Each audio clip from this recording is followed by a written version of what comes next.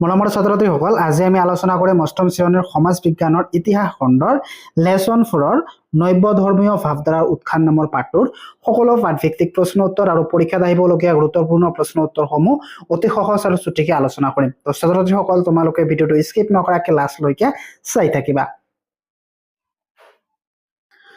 তো ছাত্ৰ-ছাত্ৰীসকল, তোমালোকে পাঠভিত্তিক ক্ৰিয়াকলাপ বা পাঠভিত্তিক প্ৰশ্ন উত্তৰ যোৱাৰ আগতে তোমালোকে এই মনত ৰাখিবলগীয়া কথাখিনি এইখিনি তোমালোকে এবাৰ ভালদৰে পঢ়িবা। ইয়াৰ পৰা তোমালোকৰ পৰীক্ষাত বহুতো প্ৰশ্ন আহে।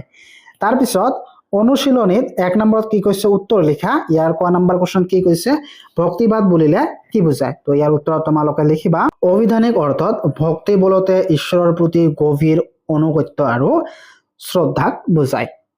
সেই ফালৰ পৰা ক'বলৈ গ'লে ভগৱানৰ লগত মানৱ আত্মাৰ মিলন, ঈশ্বৰৰ প্ৰতি অগাধ প্ৰেম তথা ভক্তিৰ ওপৰত গুৰুত্ব দি মহাপুৰুষসকলে যি মতবাদ সৃষ্টি কৰিছিল সেয়াই ভক্তিবাদ। তো ছাত্ৰ-ছাত্ৰীসকল, তোমালোকৰ কাৰণে উত্তৰবিলাক একেবাৰে সহজ আৰু চুটিকে আনিছো যাতে তোমালোকৰ মুখস্থ কৰাত সুবিধা হয়। তো ছাত্ৰ-ছাত্ৰীসকল, তোমালোকে যদি ভিডিঅ'টো ভাল লাগে এটা লাইক কৰি দিবা আৰু তোমালোকে কোনখন ডিষ্ট্ৰিক্টৰ পৰা মোৰ ভিডিঅ' চাই আছা তোমালোকে এটা কমেণ্ট কৰি জনাবা। তাৰপিছত কুৱেশ্চন খত কি কৈছে ভক্তিবাদ আন্দোলন গঢ়ি উঠাৰ দুটা কাৰণ লিখা। তো ইয়াৰ উত্তৰত তোমালোকে লিখিবা 1 নম্বৰ কাৰণটো খ্ৰীষ্টীয় 7ম শতিকাত দক্ষিণাত্যৰ তামিল ৰাজ্যত আলভাৰছ আৰু নাইনাৰ নামৰ দুটা সম্প্ৰদায়ৰ দুটা পৃষ্ঠপোষকতাত ভক্তিবাদ আন্দোলন গঢ়ি উঠিছিল। এই দুয়োটা সম্প্ৰদায়ে তেওঁলোকৰ ভক্তিবাদী চিন্তাধাৰাৰ ঈশ্বৰৰ প্ৰতি থকা শ্ৰদ্ধাকে কেৱল ভক্তি বুলি নাভাবি ঐশ্বৰিক শক্তি উপাসনাৰ মাধ্যমেৰে সমাজ সংস্কাৰ কৰি সৰ্বসাধাৰণৰ সকলো প্ৰকাৰৰ কল্যাণ সাধনত গুৰুত্ব দিছিল। আৰু 2 নম্বৰটো মধ্যযুগত ইছলাম ধৰ্মৰ আৱিৰ্ভাৱে ভক্তি আন্দোলন জাগৰণ অৰিহণা যোগাইছিল। মধ্যযুগত ইছলাম ধৰ্মৰ আৱিৰ্ভাৱে ভক্তি আন্দোলনত জাগৰণত অৰিহণা যোগাইছিল। তাৰপিছত কুৱেশ্চন গত কি কৈছে দিব্য প্ৰবন্ধম কি। তো ইয়াৰ উত্তৰত তোমালোকে লিখিবা আলভাৰছ সকলৰ গীত মাত মৌখিক সাহিত্যৰ কীৰ্তিৰাজি পৰৱৰ্তী কালত সংকলিত ৰূপত প্ৰকাশ পায়। আলভাৰছ সকলৰ এই সংকলিত সাহিত্য সম্ভাৰকে দিব্য প্ৰবন্ধম বোলে। আলভাৰছ সকলৰ গীত মাত মৌখিক সাহিত্যৰ কীৰ্তিৰাজি পৰৱৰ্তী কালত সংকলিত ৰূপত প্ৰকাশ পায়। আলভাৰছ সকলৰ এই সংকলিত সাহিত্য সম্ভাৰকে দিব্য প্ৰবন্ধম বোলে। তাৰপিছত কুৱেশ্চন ঘত কি কৈছে উত্তৰ ভাৰতত ভক্তি আন্দোলনৰ গুৰি ধৰোতা 4 গৰাকী ব্যক্তিৰ নাম লিখা। তো ইয়াৰ উত্তৰ তোমালোকে লিখিবা নানক, তুলসীদাস, কবিৰ আৰু ৰামানন্দ। তো এই 4টা তোমাৰ নাম ভালদৰে মনত ৰাখিবা, এইটো ভেৰি ভেৰি ইম্পৰ্টেণ্ট হয়। কি নানক, তুলসীদাস, কবিৰ আৰু ৰামানন্দ। তাৰপিছত 9 নম্বৰ কুৱেশ্চন কি কৈছে শংকৰদেৱৰ মতে মানুহে কেনেকৈ মুক্তি লাভ কৰিব পাৰে। তো উত্তৰ তোমালোকে লিখিবা কি শংকৰদেৱৰ মতে মানুহে ঈশ্বৰৰ ওপৰত একান্ত বিশ্বাস তথা নাম ভক্তিৰ দ্বাৰাই মানুহে মুক্তি লাভ কৰিব পাৰে। তাৰপিছত 2 নম্বৰত কি কৈছে পাঠৰ আমলত উপযুক্ত শব্দৰে খালী ঠাই পূৰ কৰা। ইয়াৰ কত কি কৈছে শংকৰাচাৰ্য আছিল দেশ বিশ্বাসী। খ খ্ৰীষ্টীয় দেশৰ ভাৰতত ইছলাম ধৰ্মাৱলম্বী তুৰ্কী আফগান সকলৰ আৱিৰ্ভাৱ হৈছিল। গ ৰামানন্দৰ মূল উপাস্য দেৱতা আছিল দেশ। খ তুলসীদাসক দেশ বুলি গণ্য কৰা হয়। আৰু কবিৰে ৰচনা কৰা ভক্তি মাৰ্গৰ কবিতাসমূহক দেশ বুলি কোৱা হয়। তো ইয়াৰ খালী ঠাইত কি হ'ব মই তোমালোকক দি আছো। তো ক নম্বৰ উত্তৰত লিখিবা শংকৰাচাৰ্য আছিল অদ্বৈতবাদত বিশ্বাসী। খালী ঠাইত কি লিখিবা অদ্বৈতবাদত। তাৰপিছত খৰ উত্তৰত লিখিবা খ্ৰীষ্টীয়। খালী ঠাইত কি লিখিবা 9ম শতিকাৰ পৰা ভাৰতত ইছলাম ধৰ্মাৱলম্বী তুৰ্কী আফগান সকলৰ আৱিৰ্ভাৱ ঘটিছিল। তাৰপিছত গড় উত্তৰত লিখিবা ৰামানন্দৰ মূল উপাস্য দেৱতা আছিল বিষ্ণুৰ অৱতাৰ ৰাম। খালী ঠাইত কি লিখিবা বিষ্ণুৰ অৱতাৰ ৰাম। তাৰপিছত ঘৰ উত্তৰত তোমালোকে লিখিবা তুলসীদাসক বাল্মীকিৰ অৱতাৰ বুলি গণ্য কৰিছিল। খালী ঠাইত কি লিখিবা বাল্মীকিৰ অৱতাৰ। তাৰপিছত গত কবিৰে ৰচনা কৰা ভক্তি মাৰ্গৰ কবিতাসমূহক দোহা, খালি কি লিখিবা দোহা বুলি কোৱা হয়। তাৰপিছত 3 নম্বৰত কি কৈছে চমু টোকা লিখা, কত কি কৈছে শংকৰাচাৰ্য, তো শংকৰাচাৰ্যৰ চমু টোকা লিখিব দিছে। তোমালোকে এনেদৰে লিখিবা দক্ষিণ ভাৰতৰ কেৰালা ৰাজ্যত শংকৰাচাৰ্যৰ নেতৃত্বতে ভক্তিবাদ জন্ম হৈছিল। শংকৰাচাৰ্য আছিল অদ্বৈতবাদত বিশ্বাসী। তেওঁৰ মতে আত্মা আৰু পৰাত্মাৰ মাজত কোনো পাৰ্থক্য নাই, মানুহৰ মাজতে ভগৱান বিদ্যমান। সৎ জ্ঞান আৰু সৎকৰ্মৰ যোগেদি মানুহে মুক্তি লাভ কৰিব পাৰে। তাৰপিছত গ জ্ঞানদেৱ, ইয়াৰ উত্তৰ লিখিবা উত্তৰ পশ্চিম ভাৰতৰ মহাৰাষ্ট্ৰত জ্ঞানদেৱৰ নেতৃত্বত 13 শতিকাত ভক্তি আন্দোলনৰ সূচনা হয়। জ্ঞানদেৱে গীত মাতৰ দ্বাৰাই ভগৱানৰ ভক্তিৰ বাণী জনসাধাৰণৰ মাজত প্ৰচাৰ কৰিছিল। প্ৰচলিত সমাজ ব্যৱস্থাত জাতিভেদ প্ৰথা, ধনী দুখীয়া আদি বৈষম্যবোৰ আঁতৰ কৰি সহজ সৰল বন্ধুত্বপূৰ্ণ জীৱন যাপনত গুৰুত্ব দিছিল। সকলো মানুহৰ গাতে যে ভগৱান বিদ্যমান সেই কথা জনসাধাৰণৰ মাজত উপস্থাপন কৰিছিল। জ্ঞানদেৱৰ বাণী পৰৱৰ্তী সময়ত তেখেতৰ অনুগামী তুকাৰাম, ৰামদাস আদি দ্বাৰা অন্য অঞ্চলতো প্ৰচাৰিত হৈছিল। তাৰপিছত গত কি দিছে ৰামানন্দ, তো ইয়াৰ উত্তৰ লিখিবা উত্তৰ ভাৰতত বিশেষকৈ হিন্দীভাষী অঞ্চলত ভক্তিবাদ আন্দোলনৰ প্ৰচাৰক আছিল ৰামানন্দ। তেওঁ এগৰাকী পণ্ডিত আৰু সমাজ সংস্কাৰক আছিল। তেওঁ ভক্তি মাৰ্গৰ মূল উপাস্য দেৱতা আছিল বিষ্ণুৰ অৱতাৰ ৰাম। তেওঁ ধৰ্মৰ দুৱাৰ সকলো শ্ৰেণীৰ লোকলৈ মোকলাই দিছিল। তেওঁ হিন্দী ধৰ্মত কবিতা ৰচনা কৰি ভক্তি ধৰ্ম প্ৰচাৰ কৰিছিল। তেওঁৰ অন্যতম শিষ্য আছিল কবিৰ। তাৰপিছত ঘৰত কি দিছে নানক, উত্তৰ ভাৰতৰ ভক্তি মাৰ্গৰ প্ৰচাৰ কৰোতাসকলৰ অন্যতম আছিল গুৰু নানক। কবিৰৰ ভক্তি মাৰ্গেই তেখেতক বৰকৈ প্ৰভাৱিত কৰিছিল। নানকে হিন্দু ধৰ্মত প্ৰচলিত মূৰ্তি পূজা আৰু জাতিভেদ প্ৰথাক বিশ্বাস নকৰিছিল। তেওঁৰ মতে ঈশ্বৰ এজন, তেওঁ অদ্বিতীয় আৰু নিৰাকাৰ।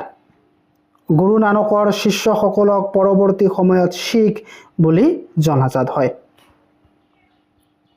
তাৰপিছত কি কৈছে মীৰাবাই, 13 শতিকাত উত্তৰ পশ্চিম ভাৰতৰ ভক্তি আন্দোলনে গা কৰি উঠে। গুজৰাট আৰু ৰাজস্থানৰ আন কেইগৰাকীমান সাধকৰ সৈতে মীৰাবাইয়েও ভজন কীৰ্তনৰ জৰিয়তে ভগৱানৰ গুণানী কীৰ্তন জনসাধাৰণৰ মাজত বিলাইছিল। জনসাধাৰণৰ মাজত এই ভক্তি মাৰ্গে যথেষ্ট জনপ্ৰিয় অৰ্জন কৰিছিল। এতিয়া 4 নম্বৰ প্ৰশ্নত কি কৈছে আলভাৰছসকল কোন, তেওঁলোকৰ মূল ধৰ্মত কি আছিল? তো উত্তৰত তোমালোকে লিখিবা খ্ৰীষ্টীয় 7ম শতিকাত দক্ষিণাত্যৰ তামিল ৰাজ্যত ভক্তিবাদ আন্দোলনে গা কৰি উঠাৰ মূলতে আছিল আলভাৰছ নামৰ সম্প্ৰদায়টো। আলভাৰছসকল ভগৱান বিষ্ণুৰ উপাসক আছিল। তেওঁলোকৰ মতে বিষ্ণু শ্ৰেষ্ঠ আৰু সৃষ্টিৰ মূল। অহং ভাৱৰ ত্যাগ কৰি ভগৱানৰ ওপৰত নিজকে উৎসৰ্গা কৰিব পাৰিলেই মোক্ষ লাভ হয়। মানুহৰ মাজত ভগৱানক পাব পাৰি, গতিকে জীৱ প্ৰেমেই ভগৱত প্ৰেমৰ আধাৰ। এই সম্প্ৰদায়টোৱেই তেওঁলোকৰ ভক্তিবাদী চিন্তাধাৰাত ঈশ্বৰৰ প্ৰতি থকা শ্ৰদ্ধাকে কেৱল ভক্তি বুলি নাভাবি ঐশ্বৰিক শক্তি উপাসনাৰ মাধ্যমেৰে সমাজ সংস্কাৰ কৰি সৰ্বসাধাৰণ সকলো প্ৰকাৰৰ কল্যাণ সাধন গুৰুত্ব দিছিল।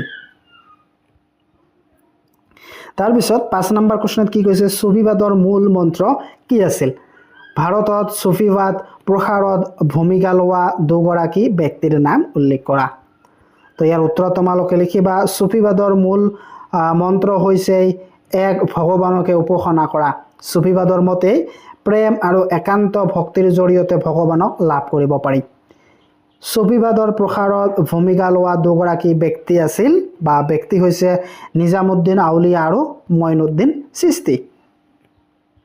তাৰপিছত 6 নম্বৰ প্ৰশ্নত কি কৈছে কবিৰ কিয় হিন্দু আৰু ইছলাম ধৰ্মী সকলো লোকৰ মাজত জনপ্ৰিয় আছিল? তো ইয়াৰ উত্তৰত লিখিবা কবিৰ মুছলমান তাঁতী পৰিয়াল এটাত ডাঙৰ দীঘল হৈছিল। অন্যান্য ভক্তি মাৰ্গৰ সাধকসকলৰ দৰে তেওঁ এক ভগৱানৰ উপাসক আছিল। ভগৱানক তেওঁ ৰাম, হৰি, খোদা, আল্লাহ আদি বিভিন্ন নামেৰে অভিহিত কৰিছিল। কবিৰে ভক্তি ৰসৰ কবিতাৰ যোগেদি ভক্তি ধৰ্ম প্ৰচাৰ কৰিছিল। জনসাধাৰণৰ মাজত এই কবিতাসমূহে যথেষ্ট সমাদৰ লাভ কৰিছিল। তেওঁ প্ৰচাৰ কৰা ভক্তি মাৰ্গৰ প্ৰতি আকৰ্ষিত হৈ হিন্দু মুছলমান উভয় ধৰ্মৰ লোকে তেওঁৰ শিষ্যত্ব গ্ৰহণ কৰিছিল। সেয়ে কবিৰ হিন্দু আৰু ইছলাম ধৰ্মী সকলো লোকৰ মাজত জনপ্ৰিয় আছিল। তাৰপিছত 7 নম্বৰ প্ৰশ্নত কি কৈছে, ভক্তি আন্দোলন নেতাসকলে ধৰ্মৰ উপৰি সমাজ সংস্কাৰৰ কাম হাতত লোৱাৰ উদ্দেশ্য কি আছিল?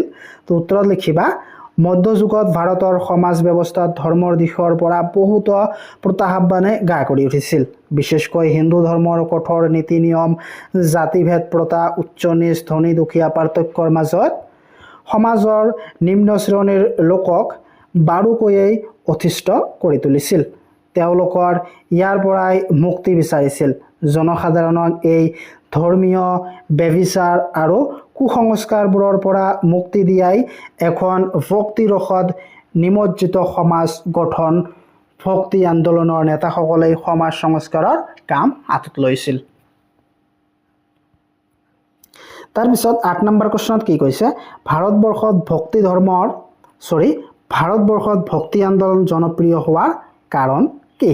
তো উত্তৰত তোমালোকে লিখিবা ভাৰতবৰ্ষত সমাজ সংস্কাৰৰ দিশত ভক্তি আন্দোলনে বিশেষ প্ৰভাৱ পেলাইছিল। এই আন্দোলনৰ ফলত সমাজৰ জাতিভেদ প্ৰথা, উচ্চ নিচ, আচাৰ অনুষ্ঠানৰ বহুলতা বহুখিনি হ্ৰাস পাইছিল। উদাৰ মানৱীয় দৃষ্টিভংগী ভক্তিবাদৰ ভেটি হোৱাৰ বাবে নাৰীও পুৰুষৰ লগে লগে সমানে ধৰ্ম চৰ্চা কৰাৰ সুযোগ লাভ কৰিছিল। ভক্তি আন্দোলনৰ গুৰিধৰোঁতাসকলে তেওঁলোকৰ মতবাদসমূহ সকলোৱে বুজিব পৰাকৈ আঞ্চলিক ভাষাৰ যোগেদি প্ৰচাৰ কৰিছিল, যাৰ পৰিপ্ৰেক্ষিতত আঞ্চলিক ভাষাৰ উত্থান ঘটিছিল। পণ্ডিতসকলৰ মতে ভক্তি আন্দোলনৰ জৰিয়তে মধ্যযুগৰ ভাৰতৰ সামাজিক পুনৰ জাগৰণৰ আকাংক্ষা প্ৰতিফলিত হৈছিল। উপৰোক্ত কাৰণবোৰৰ বাবেই ভাৰতবৰ্ষত ভক্তি আন্দোলন জনপ্ৰিয় হৈছিল। তাৰপিছত 9 নম্বৰ প্ৰশ্নত কি কৈছে, শ্ৰীমন্ত শংকৰদেৱে অসমীয়া সমাজলৈ আগবঢ়োৱা অৰিহণাৰ বিষয়ে 50টামান শব্দৰ ভিতৰত একোটি টকা লিখা। তো উত্তৰত তোমালোকে লিখিবা খ্ৰীষ্টীয় 15 শতিকাত মহাপুৰুষ শ্ৰীমন্ত শংকৰদেৱে অসমত ভক্তি আন্দোলনৰ সূচনা কৰে। তেখেতে ভাৰতৰ প্ৰসিদ্ধ তীৰ্থস্থানসমূহ ভ্ৰমণ কৰি হিন্দু ধৰ্মৰ মূল শাস্ত্ৰবোৰ খৰচি মাৰি অধ্যয়ন কৰিছিল। ভাগৱত পুৰাণকো সকলোৰে মূল বুলি মত পোষণ কৰি তেখেত অসমত ভক্তি আন্দোলন গঢ়ি ধৰিছিল। ভক্তিবাদৰ ধাৰণাৰে তেওঁ অসমীয়া সমাজখনক নকৈ গঢ়ি তুলিলে। অসমীয়াৰ সমাজ জীৱন্তক একত্ৰিত কৰিবলৈ তেওঁ সমতা, সহিষ্ণুতা আৰু অহিংসাৰ বাণী প্ৰচাৰ কৰিছিল। ভক্তিবাদক প্ৰচাৰ কৰি তেওঁ বৈষ্ণৱ ধৰ্ম প্ৰচাৰ কৰাৰ লগতে সমাজ সংস্কাৰতো মনোনিৱেশ কৰিছিল। ধৰ্মক জনসাধাৰণৰ কাষ চপাই আনিবলৈ শংকৰদেৱে সংস্কৃতৰ সলনি ব্ৰজাৱলী ভাষা আৰু অসমীয়া ভাষাত ধৰ্ম শাস্ত্ৰবোৰ ৰচনা কৰিছিল। সামাজিক একতা আৰু সম্প্ৰীতিৰ বন্ধন সুদৃঢ় কৰিবলৈ তেওঁ বিভিন্ন সাংস্কৃতিক কাৰ্যসূচী ব্যৱস্থা কৰিছিল। তো ছাত্ৰ-ছাত্ৰীসকল, তোমালোকক যদি ভিডিঅ'টো ভাল লাগে এটা লাইক কৰি দিবা আৰু মোৰ চেনেলটোত নতুন আহি থাকিলে ছাবস্ক্ৰাইব কৰি দিবলৈ নাপাহৰিবা।